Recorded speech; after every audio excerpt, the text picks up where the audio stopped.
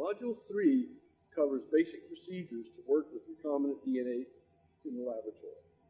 During these experiments, you will learn how to isolate DNA and manipulate DNA, able to quantify it using microspectrophotometers, and assess the size and complexity and purity using gel electrophoresis. Finally, we will work with the polymerase chain reaction to amplify useful amounts of DNA from small amounts of starting material.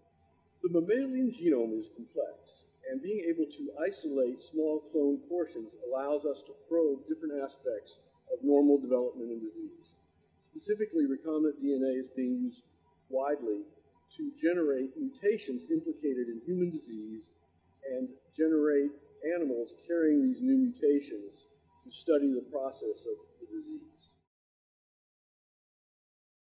As we begin the semester, we are experiencing a true infectious disease pandemic. And I feel compelled to take a moment and remind you of additional procedures that we have in place. As students start the lab, we will have ethanol and bleach squirt bottles available. Each student will wipe down the benches to maintain sanitation. As you work through the lab, if necessary, we have hand sanitizers and sterile wipes for hands or laptops in case you have any concerns. We also will have small alcohol wipes for points of common contact, such as the microscopes, where you wipe down the eyepieces before you use the microscope and after the microscope. And as each lab begins, we'll be using infrared thermometers to take your temperature to make sure that there are no students with elevated temperatures and at risk for their lab mates. Thank you very much. A common technique for analysis of DNA is gel electrophoresis. So one of the first steps you're going to be doing in this lab for the gel electrophoresis is pouring your own gel to run later. So you're going to be pouring molten agarose with ethidium bromide in it to form the gel. So agarose is a disaccharide that polymerizes into long chain sugars that aggregate and form a solid gel. So you're going to get a 50 milliliter screw cap. You're going to add 35 milliliters of agarose to it. And then an instructor will help you add 2 microliters of ethidium bromide to the tube. And ethidium bromide binds to DNA and allows for visualization under UV light. So after the ethidium bromide is added, you just want to mix it and then you're ready to pour your gel. Once you have your agarose gel ready, you can go ahead and set up the gel electrophoresis apparatus. So this is the base tray that it comes in. This is the tray that goes on it where you're going to be pouring the agarose. You're going to put your tray in this way with the rubber sealants like going that way, and you want to push it in tightly, and then you can use a bubble level and just keep pushing down the tray until it's completely level. Then you want to take one of the combs. So you can see the comb has 2 ends. If you look from the side, one is thicker and then one is thinner.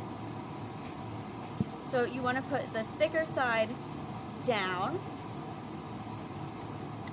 like that, and then you can go ahead and pour the gel into the tray like that, and then you're just going to leave it and let it solidify.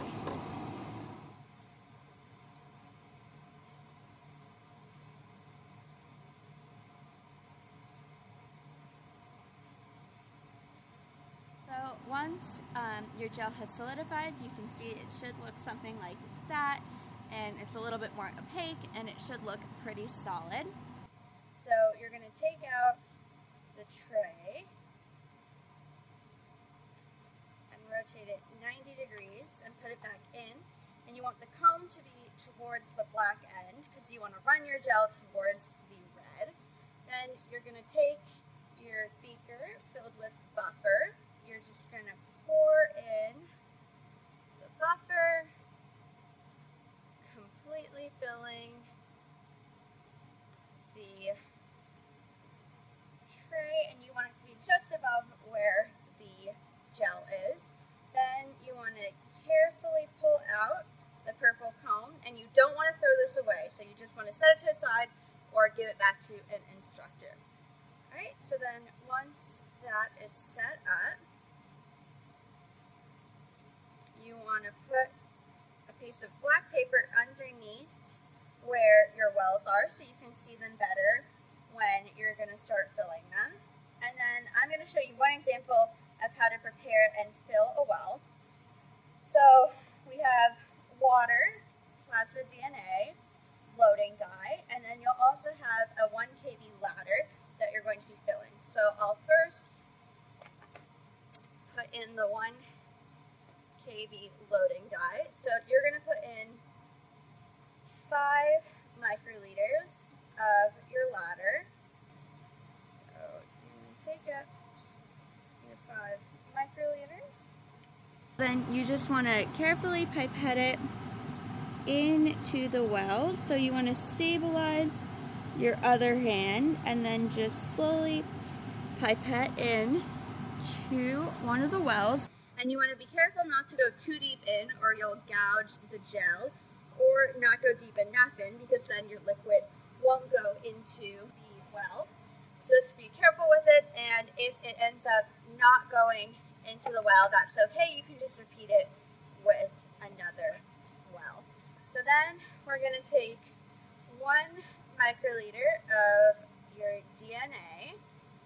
You can put that into another Eppendorf tube. So take up 1 microliter and put it in the new tube. Then you're going to take 1 microliter of your loading dye.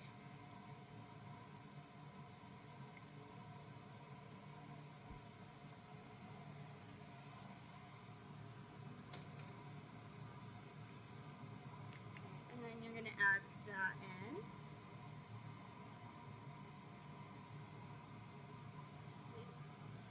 And then you're going to take 3 microliters of water.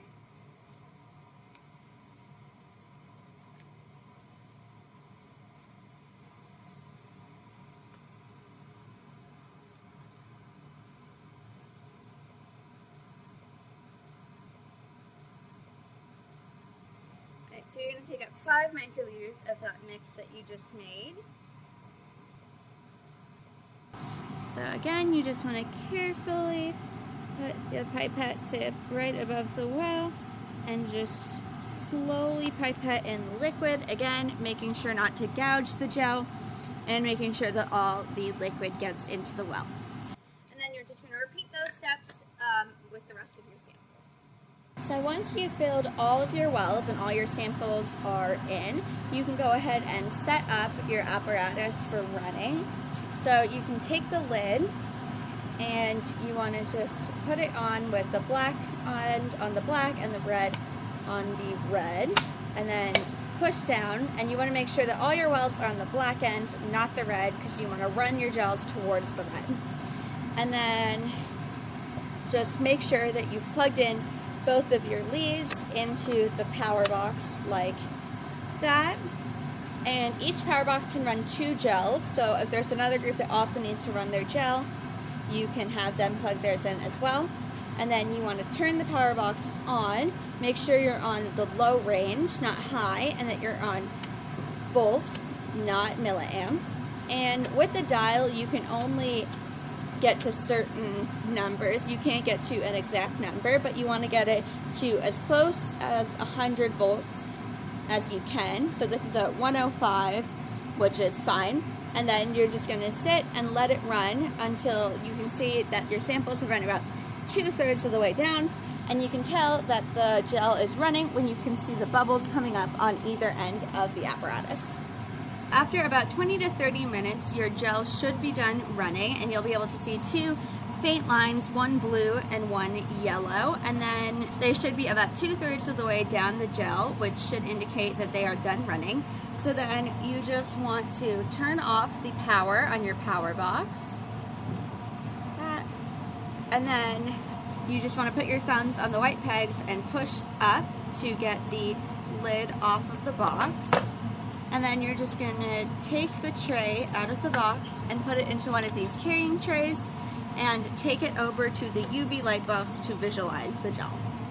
Once you've finished running your gel, you can take it over to the UV light box, and then you can just slide your gel off of the tray. Then you want to put the UV resistant shield on top.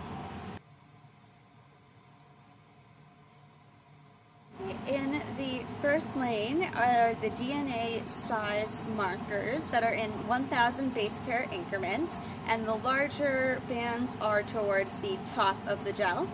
And then in the next 3 lanes are the plasmid DNA preparations, and lane 2 is a lot brighter, indicating a higher yield, while the next 2 lanes are fainter, indicating lower yields. Then to the right are the control lanes for the PCR, and in the second 2 lanes here, there are the strong GFP amplification indicated by that bright banding. And once you're done looking at your gel and you have taken pictures of your gel, you can dispose of it in the ethidium bromide biohazard container.